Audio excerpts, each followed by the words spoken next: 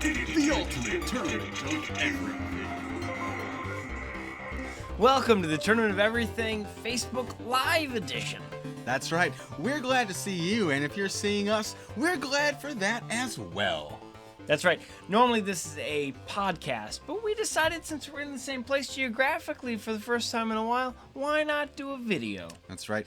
This is a rare and wonderful experience, but so is this ultimate tournament of everything, where we face off literally everything against everything else, and we do so by pulling out our giant deck of infinity cards, not with 52, but with an infinite amount. We then go around to passers-by saying, take a card, any card. Once we've passed by and distributed literally an infinite amount of these cards, minus one, the very last card will be the one moving on to the next round of The ultimate tournament of everything. That is a lot of cards, and I only have a deck of 53. Ah, yes, it's one short of a full one, but that doesn't surprise me, coming from you. So why don't you tell us what we're actually going to be doing? We will actually be picking random pages off Wikipedia using a random Wikipedia page generator, comparing those 2 by 2 over 9 rounds and figuring out which of those 9 would move on to a second round in our Tournament of Everything. He's no joker, and he's not kidding. That's exactly what we're going to do, so join us as we jump in to round one. In round one, we have Tinshill against Kalse. Two fantastic things that both appear to be places. One, Tinshill, perhaps Tinshill, unknown at this point. Actually, no, it is known, Tinshill. District in Leeds, England. The other, Kalse, a dispersed settlement in, it looks like, Slovenia. Tinshill, pronounced Tinshill, is a district in Leeds, 4 miles north of Leeds city centre, West Yorkshire, England. It was the Danes in the 9th century who named the hill Tindri's Hill. Since the 9th century, many exciting things have taken place here. Looks like, though, at this point, it's mainly made up of council-owned social housing, although a growing number of these houses are privately owned. It's near the Tinshill BT Tower, also known as the Cookridge Tower, which is one of the highest points in this city. Yeah, it looks like a cell phone tower. There's a lot of things on there. It definitely looks like a lot of radio dishes. Yeah, there's more. It's got a lot of satellite-looking things. Probably gets exceptional reception. Yeah, it's located on the side of Moseley Beck. Not sure what that is. It's made up of a mix of current and former authority housing. As we said, it's being developed, and mostly blocks of brick built council flats. Now, as for transportation, the Tinshill and Cookridge Social Club and Institute, a working men's club on Woodnook Drive, is the terminus of the First Leeds bus service number 19A, a route known as the Park Line. The number 6 bus route, the Sky Blue Line, also runs through Tinshill, and Route 19A runs from Tinshill via Headingley Stadium, Leeds City Centre, names a lot of places, basically ends at University of Leeds to Leeds. It does. It leads to Leeds, and it also leads me to jump over to our other competitor, Kalse, the dispersed settlement in the Pohorje Hills north of Slovenska Bistrica in northeastern Slovenia, part of the traditional region of Styria. Now this area, city, settlement? Dispersed settlement. 5.1 kilometers squared in area, 659 meters above sea level, and a total population of 121 people you probably haven't met. But wouldn't you like to? And you could probably meet them all. 5.1 kilometers, that's only 2 square miles, not too far to knock on all of the doors. Looks like it is pretty far northeast in the nation of Slovenia. In the statistical region of Drava.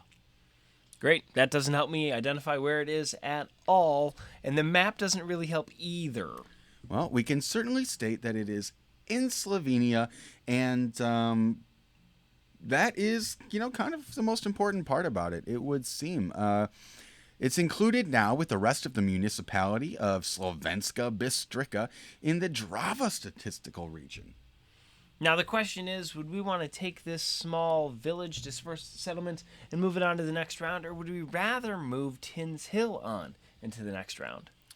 This is a tough call because we don't know a whole lot about either of them. We are confined to the information contained within these Wikipedia articles, but sometimes you got to just make a choice in life and work with what you got. What we don't have is very much about either of them, but we have even less about Kalse. I'm not even sure that I'm pronouncing that right. Tinshill, at least we know you can probably get all the radio stations you want looking at this High Point Tower. Yeah, and I think because we know a little more about it, I think I want to learn even more when it shows up in the second round. Just a little taste will leads you on to needing a little bit more, and I think that's why Tinshill took the lead in this round, ultimately scoring a victory, moving on to the next round of The ultimate tournament of everything. Good job, Tinshill. Yes, Good indeed. job. Yeah, I kind of like Tinder's Hill better, though. They've got two Y's there. Tyndr, not even an E between the D and the E, and Hill is Hyll. I think that's my preferred spelling of that word. Yeah, you can spell it two ways, but another thing you can do two ways. It's time for round two. In round two, we have visa requirements for Bruneian citizens against Barbera de Asti.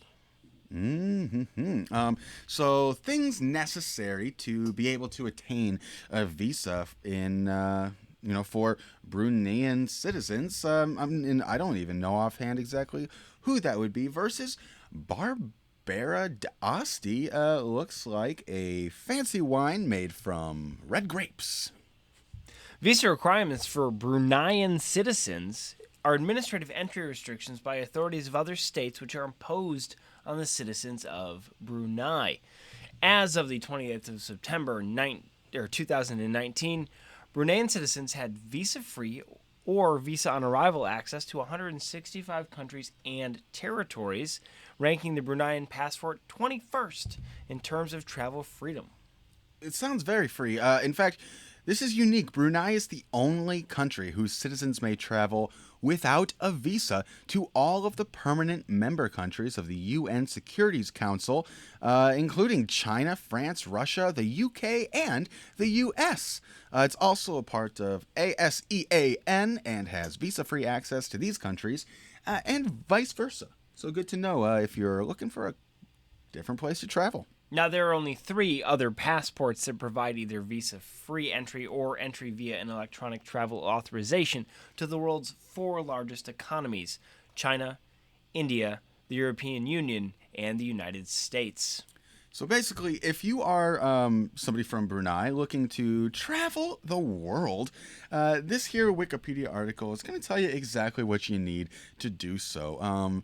Not listed here is a sense of wanderlust and fascination with what else is around the globe. And it goes on in great detail. But speaking of what else is around the globe, let's check out our other tasty competitor, Barbera de Asti.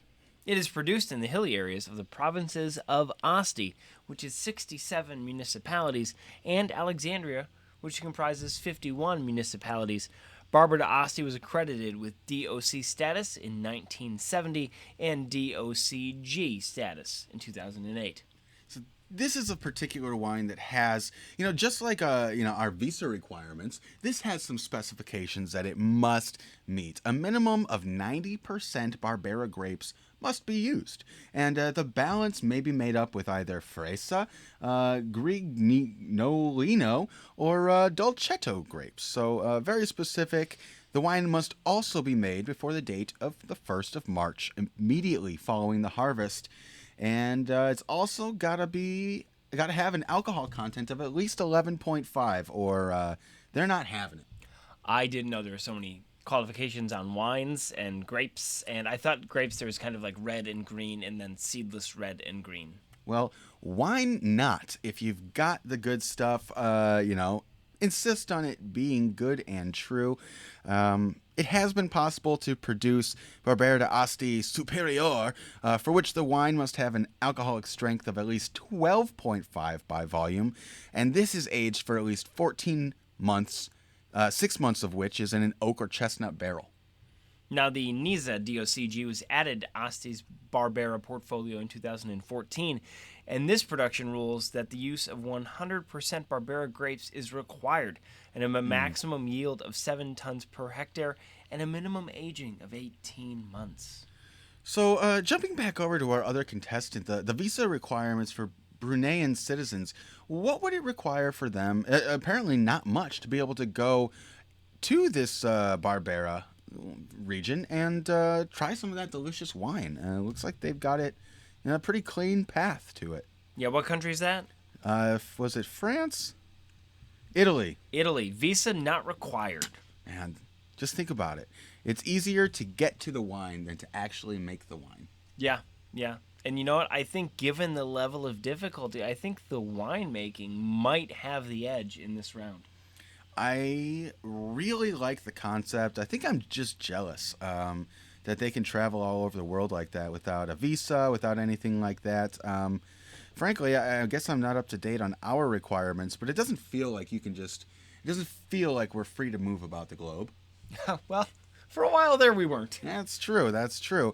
Perhaps we should look into, seeing how things are these days, but not really feeling like maybe I can get some of this wine here and I won't need to go all the way over. That being said, that's kind of what my trip would be for. And so I think before we go any further, I'd like to concur with you, moving Barbera d'Asti on to the next round of The ultimate tournament of everything. Very nice. Yeah, wines are complicated. I'm sure there's a wine snob out there that's going, I don't like this one. The tannins and the whatevers are not as good. Well, that the 100%, it's going to be, you can't get maybe the specific palate blend that you can. I don't know. I don't know anything about it other than it sounds super fancy. It's spread rapidly in the 19th and 20th centuries, and it's considered to be one of Piedmont's principal red grape varieties. It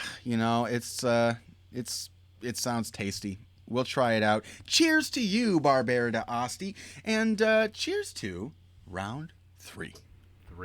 It's time for round 3. In round 3, we have Artur Poplawskivs against Trigonal bipyramidal molecular geometry. 2 things we all already know so much about. We've got Artur Poplawskivs, a Polish chess master, knew a thing or two. I don't know if he knew anything about our other competitor, Trigonal bipyramidal molecular geometry.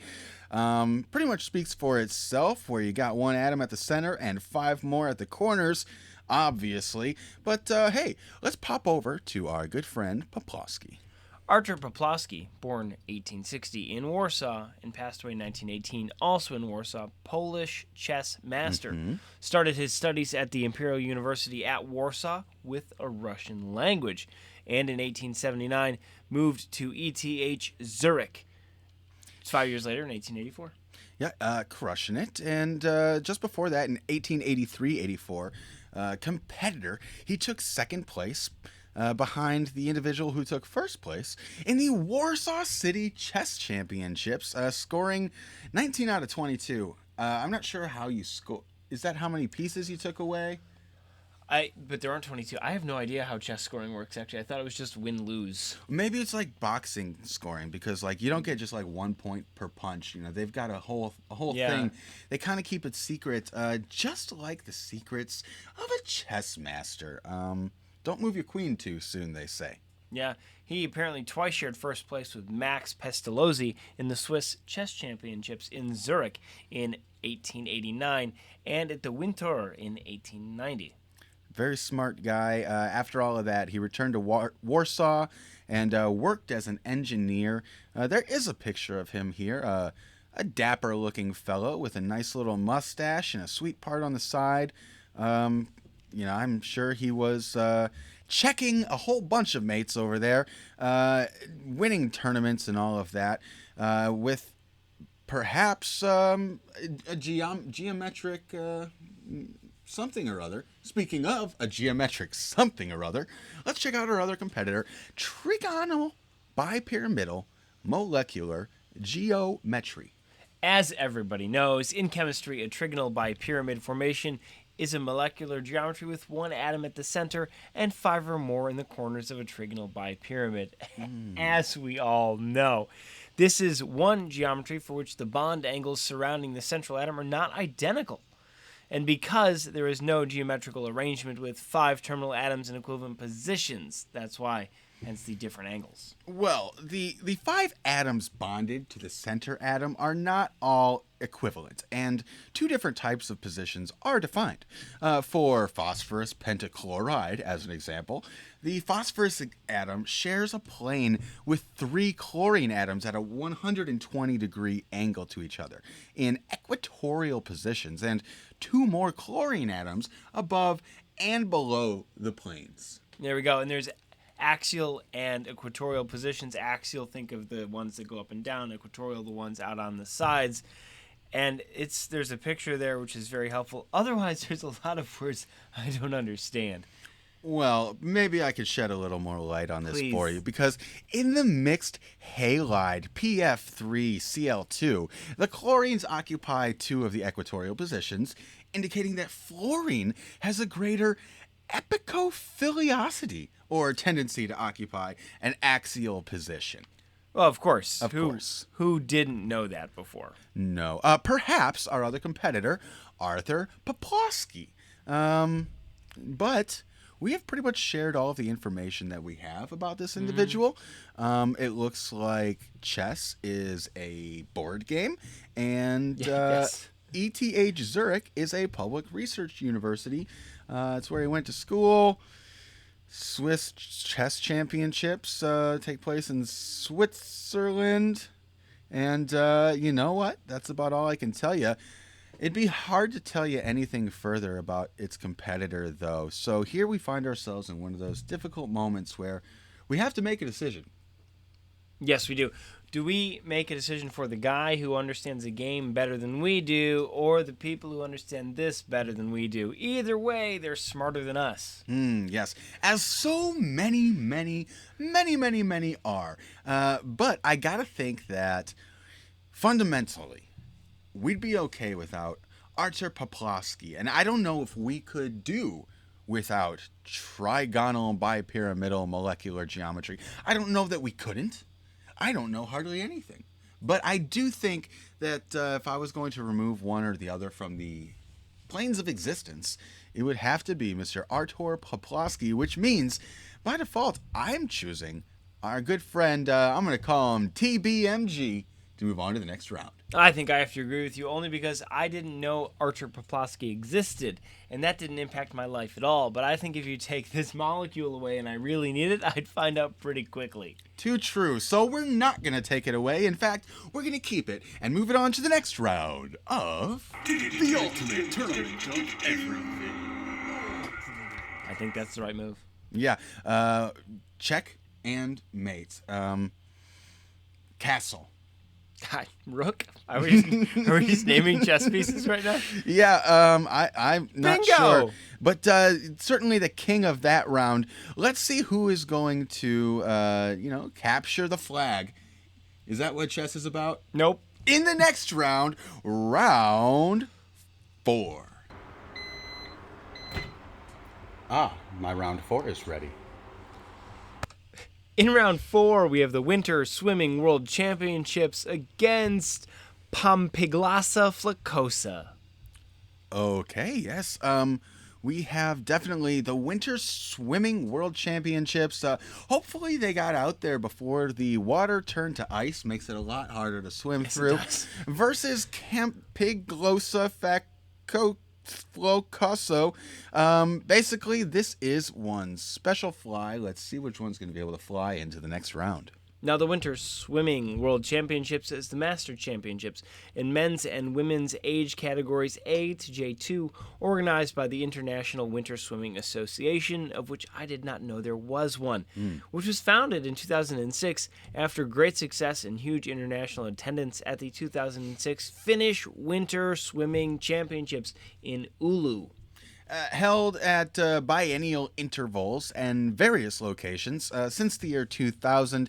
They do follow the IWSA winter swimming rules. Before we get into an overview of the the teams involved and perhaps some of the victors, I'd like to draw attention to their logo. It's somebody swimming through a snowflake. So are they is this like cold water events? I'm really hoping that it is winter swimming, but I kind of doubt it. I kind of think it's still indoors, but I'm not positive. It doesn't actually say. Oh, hang on. The planned venue is Lake Onega near the town of Petrozavodsk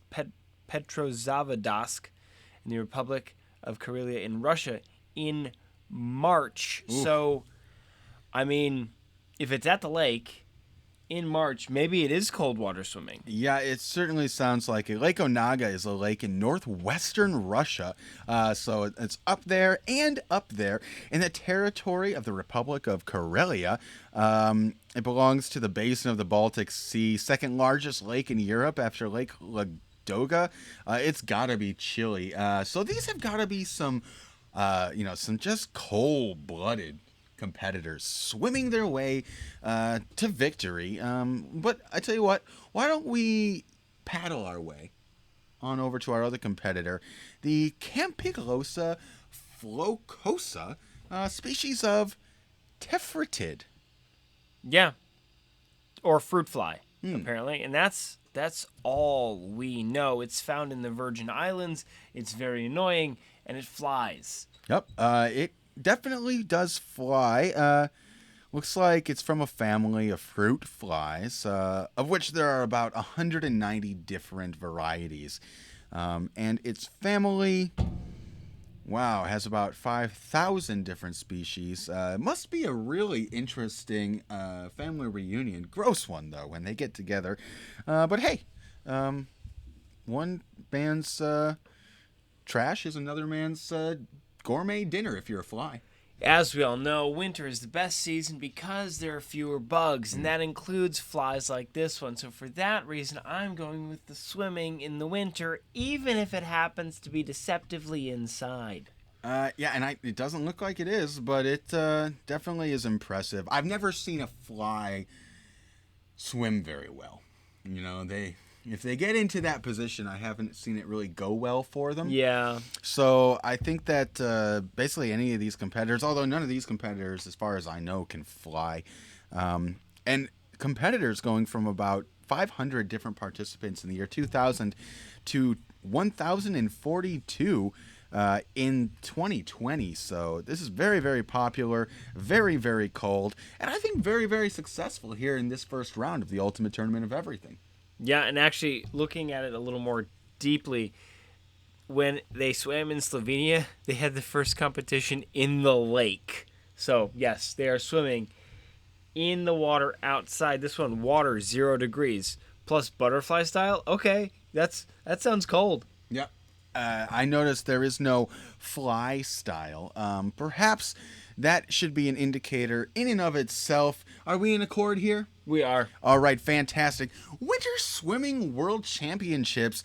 You're swimming your way to victory and on to the next round of The ultimate tournament of everything. Cold.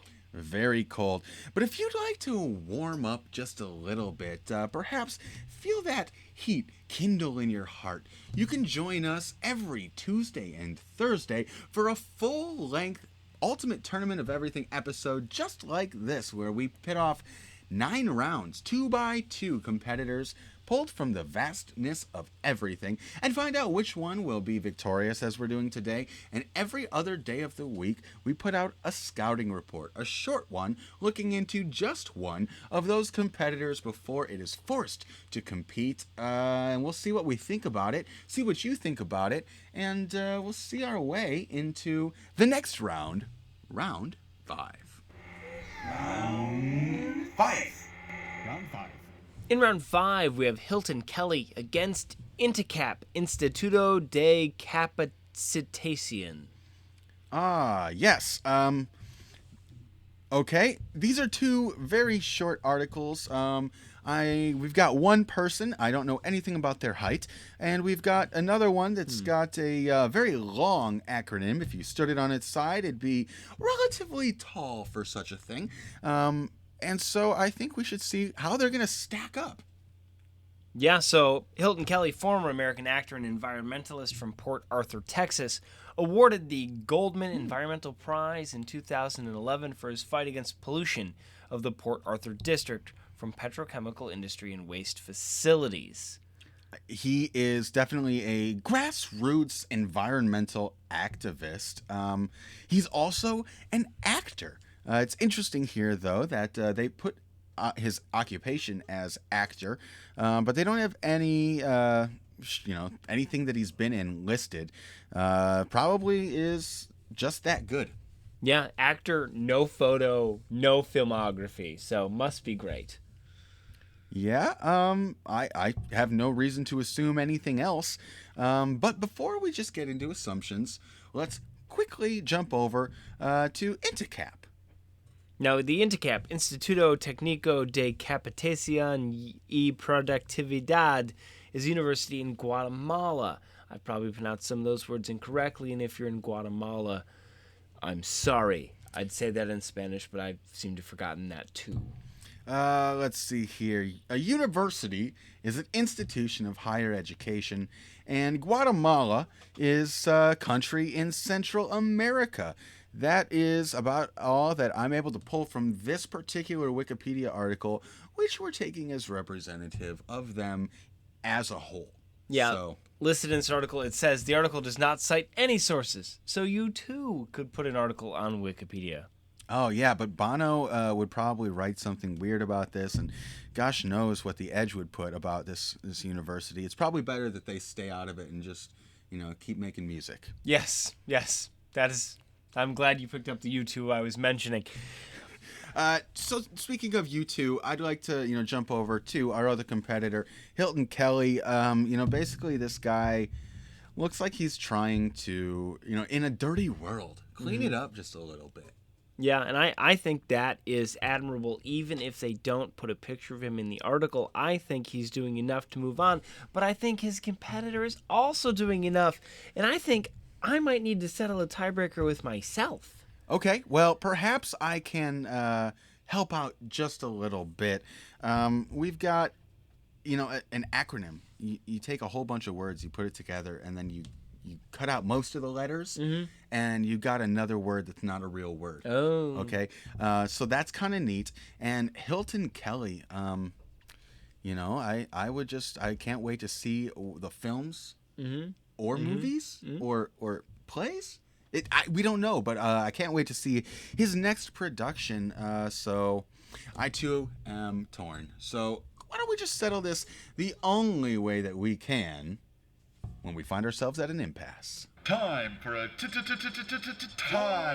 tiebreaker. The only way we can actually settle a tie is by traveling to both of these places. You're going to go to Port Arthur. I'm going to go to this university. You're going to swim in the bay. I'm not. Whichever one of us grows the third arm the fastest is the winner. That's correct. But I hate to tell you, I have already sprouted a wrist. And I'm not going to tell you where, but it's a head start and it's not fair. So why don't we just pick a number between 1 and 10,000? Let's do that. And we Okay. should also get that growth on your neck looked at. Yeah, probably. I was hoping that I'd just have more grabbing ability. Yeah, I don't think that's going to help you. I'm going to pick the number 73. And who will you be assigning your number to? Oh, the university, of course. The university, okay. And Mr. Hilton Kelley, I think I'm going to go with the number 2011 because that's when he was awarded the Goldman Environmental Prize. Okay, our randomly generated number is 2,891. Aha, okay, so Mr. Hilton Kelley, you've won again and are moving on to the next round of... The ultimate tournament of everything. Yeah. I mean, there's... Oh. Hilton Kelley standing up for the West Side. Is that a credit of his? I think it's probably just an article from... It's an article paper. about him. Okay. Yep, and It's when about his him. dream came true. Oh, because let's learn. Nope, he was in the movie Nash with Don Johnson and Cheech Meredith. Okay. Okay, so confirmed. He's got stats. He's got a victory, and we've got to get on to round 5. Round 5. Round 5 is what we did. Well, I'm not doing it again. We gotta go to 6 now. Oh, yeah, round 6. Turn around the last curve. He comes around the last side, and there you have it. There is your winner, round 6. In round 6, we have another environmental justice issue. The conservation of private grazing lands against Mount Kailash. Ah, okay. So, very important things. Standing tall. We've got a farm bill, which basically let people and, more importantly or specifically, their animals graze on land, which is definitely essential to the well-being of those animals, versus Mount Kailash, which is in China, very tall. Got some snow on top in the picture here, and it's considered sacred in at least 4 religions. Now, the conservation of private grazing lands was enacted in the 1996 Farm Bill and most recently amended in the 2002 Farm Bill. This program provides coordinated technical, educational, and related assistance to preserve and enhance privately owned grazing lands. That's nice that the government says, you know what, we think your private land is important to you, and we're going to help you maintain it. Indubitably. It authorizes the creation of 2 grazing management demonstration districts, and appropriations are authorized at $60 million annually from discretionary funds from fiscal year 2002 through fiscal year 2007. Now, the 2 grazing management demonstration districts are to be selected by the Secretary of Agriculture from landowner applications. And where sound grazing practices will be promoted, those are the places they will pick. Each district is supported by a technical advisory committee as well. So it sounds like if you're doing it right, they're going to help you to keep on doing it, because that's good for everybody. Speaking of good for everybody, let's jump over to this beautiful, just righteous mountain in the Tibet Autonomous Region of China. Yeah, it's in Tibet, China. Get over it. Get over it. It's in Tibet. Sorry. Free Tibet. Sorry. I've upset all our Chinese listeners. Free Tibet. So it lies in the Kailash range of the Transhimalaya in the western part of the Tibetan Plateau. And it's less than 100 kilometers towards the north of the western tri-junction of the borders of China, India, and Nepal. It is more than 100, at least meters. I'm not sure. I should probably know, but at least I do know that it's 6,714 meters. That's 22,028 feet tall. That's a lot. It is truly a lot of freedom feet. It lies close to a couple of lakes, and it's the source of 4 major Asian rivers, or rather the source lies close to this mountain and the 2 lakes. The region around Mount Kailash and the Indus Headwaters area is typified by wide-scale faulting of metamorphosized late Cretaceous to mid-Cenozoic sedimentary rocks that have been intruded by igneous Cenozoic granite rocks. Well, that's fun. It's a rock fight. Well, you know what else rocks is the name of this mountain. It's known as Kailash, from a Sanskrit word. It could also been derived from the word Kailash, which means crystal. Ah. Yes, in a Tibetan English dictionary, Chandra, in 1902, on page 32, identifies the entry for Kailasha, which is a loan word from Sanskrit. Now, it is significant in several religions, including Hinduism, Jainism, Buddhism, and Bon. And there's even history of pilgrimage to the mountain, and people have been climbing it as well. Yeah, it looks like in Hinduism, it's recognized as the abode of Shiva, who resided there along with his consort goddess Parvati and their children. In Jainism, it's the site where first Jain attained moksha, liberation. And in Buddhism, it is central to its cosmology. Since the 1980s, the numbers of pilgrims going on the Kailash pilgrimage annually has grown considerably. And in 2007, over 70,000 people visited the area and the two holy lakes nearby. Too true. But, something is, what's more holy and sacred than life itself?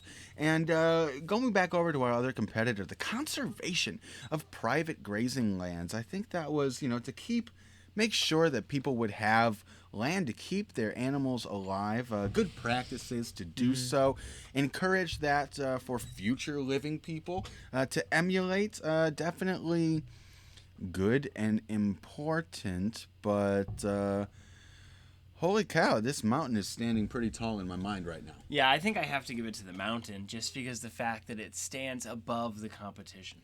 And, we seem to be giving it to the mountain as well, because due to climate change and global warming, it's actually being affected 3 times faster, the mountain itself, than the Tibetan plateau, faster than anywhere else in the world. Mount Kailash is located in a mountain range upon the Tibetan plateau, and according to local observers, the land has been growing warmer and warmer in recent years. Pilgrimage season isn't as cold as it used to be. Glaciers are retreating, lakes are shrinking. I wonder if the mountain itself is shrinking.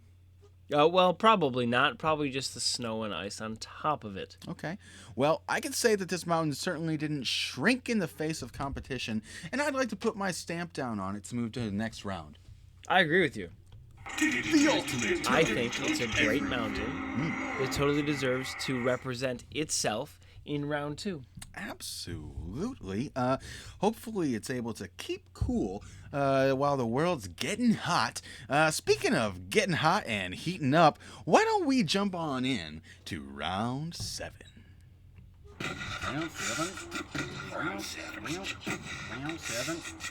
Round 7. In round 7, we have Melvin Odoom against J. Allen Yim. Okay, yes we do. A British radio DJ and television presenter, best known for presenting BBC Radio 1, versus J. Allen Yim, an American composer of Chinese descent and a recipient of the 1994 Guggenheim Fellowship. Now, Melvin Odoom, best known for, as you said, representing Radio 1, attended University of Bedfordshire and studied a meteor performance degree. And it was at Luton that Melvin met and lived with Ricky Haywood Williams. And it was here that he also met actor and BBC voiceover artist Odoomvs Evans. And it was just success and production from there. It looks like he went into radio, then moved into television, and has even done other work, including teaching dance and drama to kids with behavioral issues.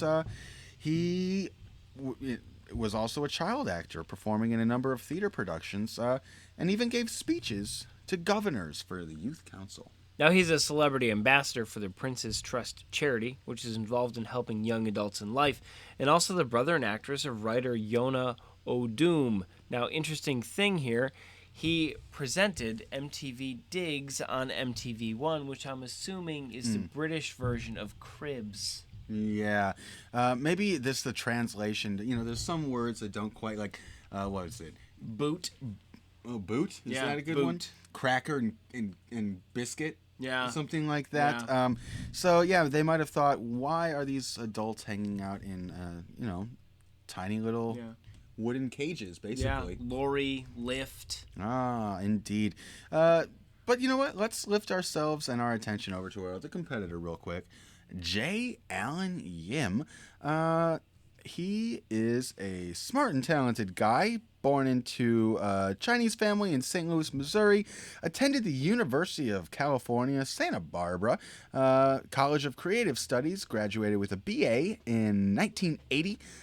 He also got a master's in music from the University of London, Royal College of Music, and he got his PhD from Harvard University.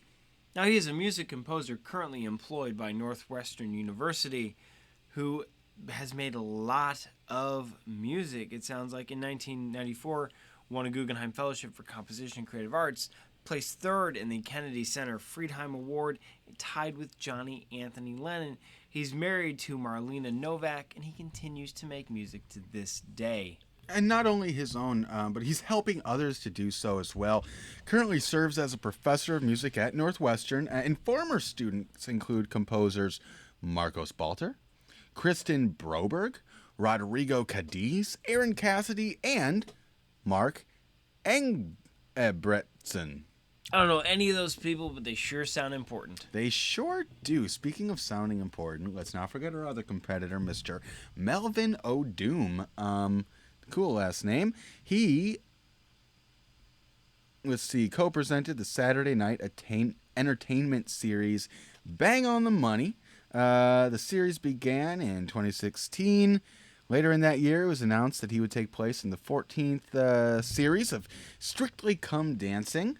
He was one of the first competitors to leave the competition, having the fewest public votes, but in an ironic twist of events, he and his partner went on to win the Strictly Come Dancing Christmas special. Oh, look at that. Is there anything he can't do? Yeah, he's been in lots of things, lots and lots of shows for this guy. But would I rather watch a celebrity in some comedy that probably involves British people or listen to classical music? I think that the answer in this case is going to be yes.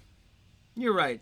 It is. Indeed. So, Melvin Odoom, you are not doomed to be resigned to only the first round. You are succeeding and moving on to the next round of... The ultimate tournament of everything. Never heard of that guy, but he's apparently on the Great British Baking Show. Just music to my ears. Just as to your ears, as perhaps this show and or podcast is. Don't forget, full-length episodes just like this in audio form every Tuesday and Thursday. We've got scouting reports where we just look at one individual contestant every single other day of the week. And we would sure love it if you would like, comment, subscribe, tell your friends, even your enemies, because we'd just love to have them here with us. Speaking of here with us, we find ourselves in round 8. I say, would you by chance have any round 8? Round 8! In round 8, we have Ibrahim Buyukakvs British Buyukak. What is it with you got the little dots over the U? Awesome. Okay, he's a Turkish screenwriter, columnist, director, and actor. Never here. Look, there's little dots over the U against everybody's favorite, Aideen subsericeata, a satin wave moth. And perhaps for those of you who may be new to this tournament of everything, moths flock to this show like moths to a flame, and we've been welcoming them in with open wings. This looks like a particularly special moth looking at this article compared to the others, but I'm sure that this Ibrahim fellow is no lightweight either, so I can't wait to see which one of these is going to be able to take down the other and move on to the next round. Now, Ibrahim's father is bongo drummer Bayez Kelleyvs, of the Bayez Kelleyvs band. His sister is a violinist. His paternal family is of Turkish descent who immigrated from Bulgaria. His maternal family immigrated from Macedonia, and he's a graduate of Uludağ University with a degree in economic studies. He and Odoomvs Odoomvs played in Barasfor for the young football team. He went on to work as a columnist in Bursay's Ole newspaper, contributed to a few others. He then joined a scenario group of Zeynep Kokak and a bunch of other words where he worked as a screenwriter for years.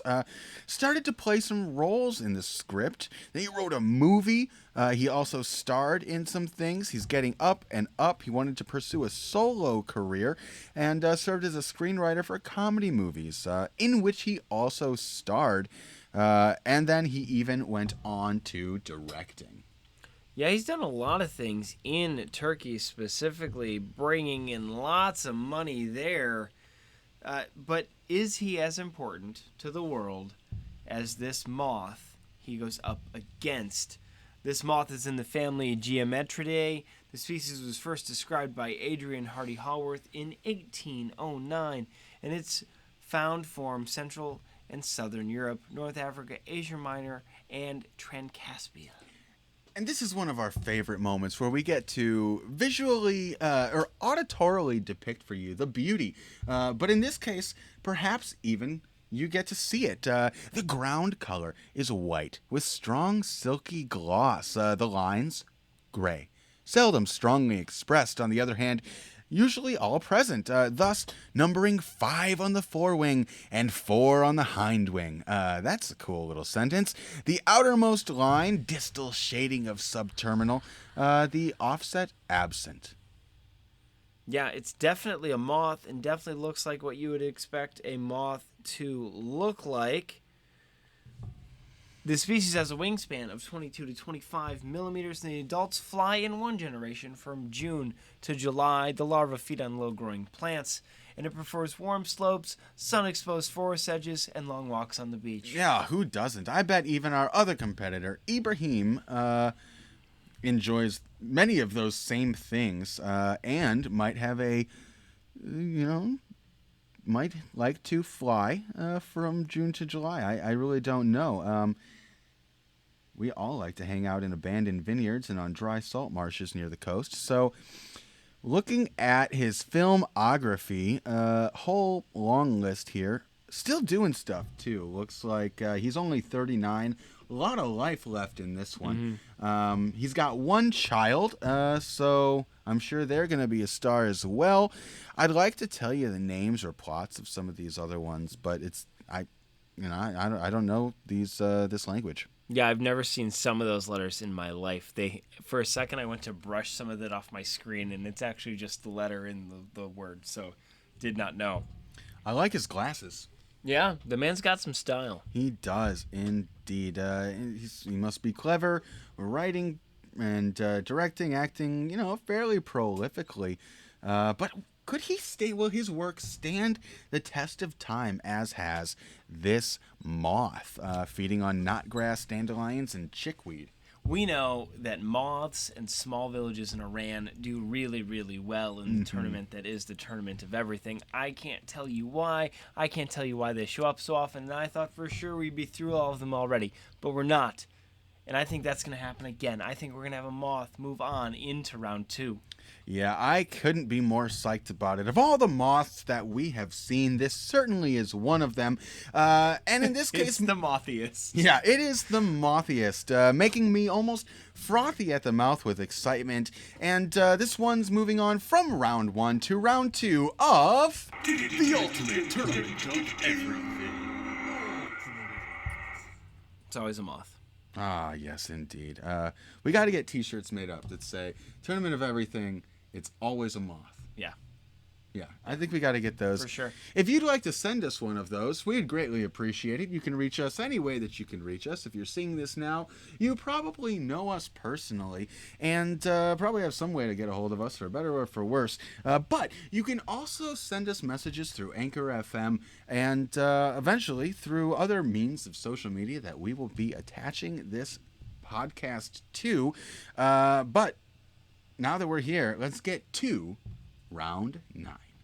It's about time for round 9. Round 9. In round 9, we have Riviere du Moulin against Aideen Nicholson. Aideen. Yep. You're going to want to make sure that you get that right. We've got a river here, and where are we? And Canada makes another appearance. And facing off against an Irish-born social worker and Canadian politician. Wow, Canada, you are just showing up here. What are we? This is fantastic. So let's figure out which one of these Canadian elements is going to sit atop, not America, but of the ultimate tournament of everything. Yeah. So in English, this is pronounced the Malin River, tributary of the Jacques Cartier River, located in the unorganized territory of Lac Jacques Cartier in the La Côte des Beaupré Regional County Municipality. How's that for French? In the administrative region of Capitale Nationale in Quebec. Now, forestry is the main economic activity in this sector, with recreational tourism being second, probably to see all of those beautiful forests that they are cutting down. The surface of the river is generally frozen from the beginning of December to the end of March, but the safe circulation on the ice is generally made from the end of December to the beginning of March. Now, the Rochehouse River draws its source from the Linnerac Lake, and they're giving me links to the lake located in the unorganized territory. So there's rivers that flow into this river, that flow into a lake, that flow into this river again. So, a lot of water and a lot of rivers in Canada, apparently. Yep. Beautiful, though. And that's definitely going to help get you a bunch of trees. Looks like there are 4 main watersheds in the neighboring Malin River. There's one to, east, north, south, and west. Draws its source from many places. Where does all the water come from, Rob? All the water ever? All the water ever. Space. Yeah, that's what they say. Some people say that it all came from alien planets. Maybe we all Aliens. It's aliens. If nothing else, if you don't know, it's probably aliens. Do you think our other competitor is an alien, Mr. Aideen Nicholson? Apparently not. He was born in Ireland, not Proxima Centauri or anything like that. No, not an Okay. alien. So we can check that off. She, educated at Trinity College Dublin and later at the London School of Economics, a social worker by profession, Nicholson worked at the Hospital for Sick Children in Toronto, taught at George Brown College and the University of Toronto, and also worked at Toronto Correctional Services and as a founding member of the Ontario Commission on the Status of Women. Well, I'm psyched to have such an amazing sounding person as part of our species. And not, from some other planet.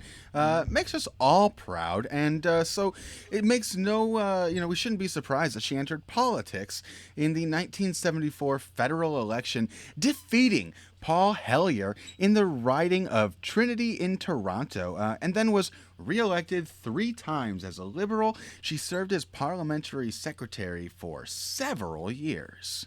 She was on the Liberal front bench after the party entered the opposition as a result of the 1984 federal election. She served as chair of the Public Accounts Committee from 84 through 87.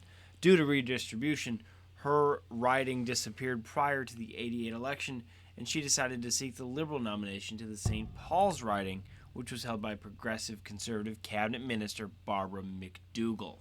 Yeah, and that particular position was the nomination was contested by Paul Hellyer, whom Nicholson had previously defeated when he ran as a Tory, but he had rejoined the Liberals in 1982. Nicholson did defeat Hellyer yet again for the Liberal nomination, but was unable to defeat McDougall in the general election. Yeah, it's hard to beat people named McDougall, apparently. It is hard to keep, a good person down, but it's also hard to keep down a rushing river. Yeah, I'd probably say harder. So let's take a look at our other competitor just a little bit more. It was formalized in 1985 at the Place Names Bank at the Commission des Toponymies de Quebec.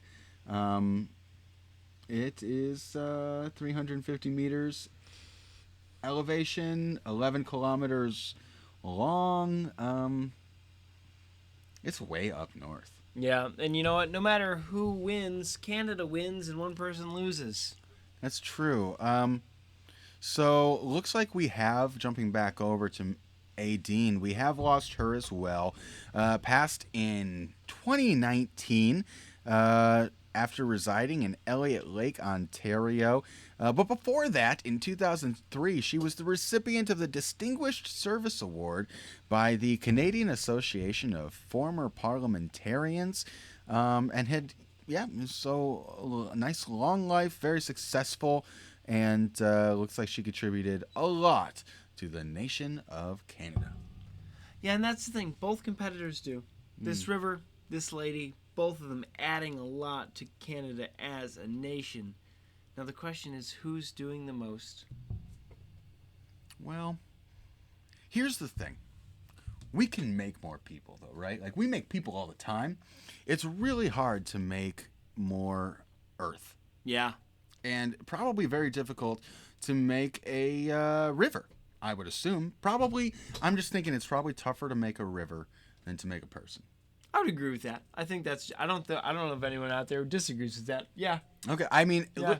every single one of us was created, and it seems that this river was somehow formed, but it's been there probably longer than any of us. Yeah. And here's hoping it'll be there after us. And you know where it definitely will be? In round 2. The ultimate tournament of everything.